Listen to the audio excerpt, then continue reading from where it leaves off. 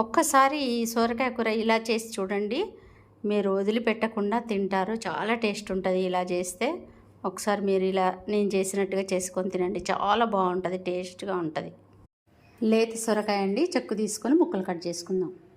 సొరకాయ కూరలకి ఒక 4 పచ్చిమిరపకాయలు, ఒక ఉల్లిపాయ,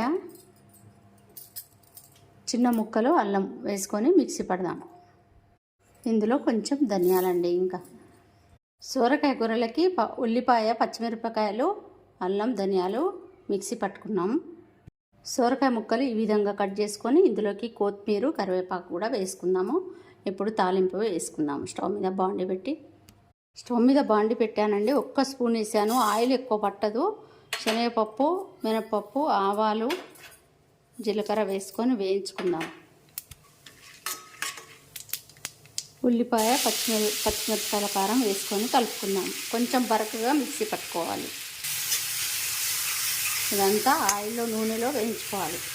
ఇందులో కొంచెం కరివేపాకు, కొంచెం పసుపు, ఉప్పు వేసుకొని కలుపుకొని ఇప్పుడు ముక్కలు వేసుకుందాం. ఆనపకాయ ముక్కలు.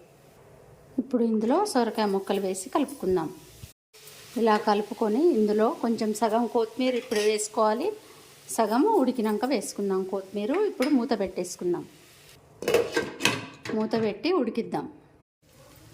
చక్కగా ఉడికిపోయిందండి. ఇప్పుడు ఇందులో పాలు కొన్ని పోసుకుందాం. కాసి చల్లార్చిన పాలు కొన్ని పోసుకుంటే సరిపోతుందండి టేస్ట్కి. కొంచెం కొత్తిమీర వేసి కలుపుకొని మూత పెడతాం.